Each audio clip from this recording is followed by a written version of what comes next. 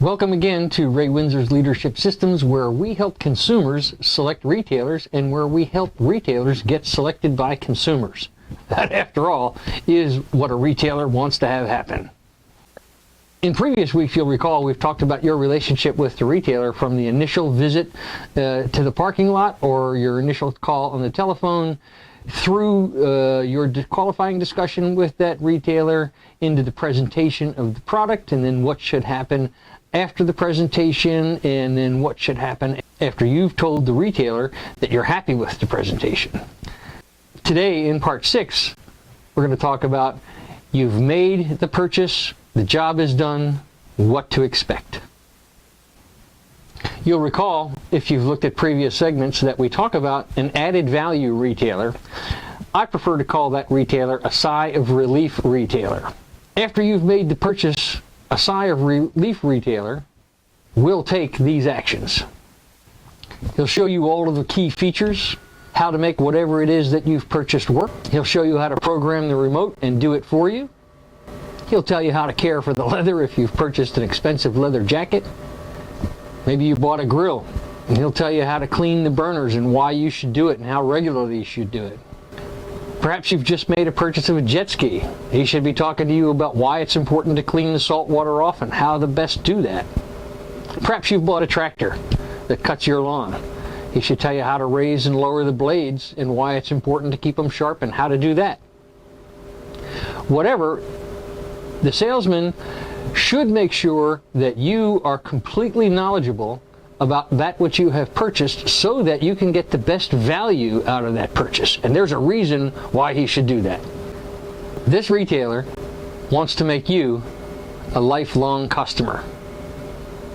To accomplish that, you have to be satisfied with that value that you have received from that retailer. In part, you have to have certainly paid the right price, but more importantly, you have to get the best work out of what you purchased for that price. A sigh of relief retailer will be sure to find a way to get you to come back in the store a couple of days after your purchase. The reason for that is so that he can be sure that you are using your product properly, that you're getting the most out of it, and to answer any questions that you may have forgot about. You'll hear something like, "Please be sure to come in a few days. You don't need an appointment. We just want to fine-tune that stereo system." Or if you've purchased an expensive leather jacket, "Please bring it back with you in a couple of days. We want to make sure it fits properly." Perhaps you've purchased some skis and bindings. He should make sure that you bring them back in so that he can make sure all of the fittings are still tight. Whatever. What he should do is find a reason for you to come back to that store so that he can address any problems that you may have that you think are not important enough to bother him with. But there's another reason. When you come back in the store, there's a very good chance that you'll be prepared to make the purchase of that other accessory, or what in the business we call add-on, that can improve your experience with the product that you've already purchased. In addition, you may bring a friend back with you who could become another long-term customer for that store. That's a really important task that the store should be giving you. After all, everyone knows that in the retail business, word of mouth can really help make a retailer if the word is good. Of course, the opposite is true as well. Word of mouth can kill a retailer if the word is not good.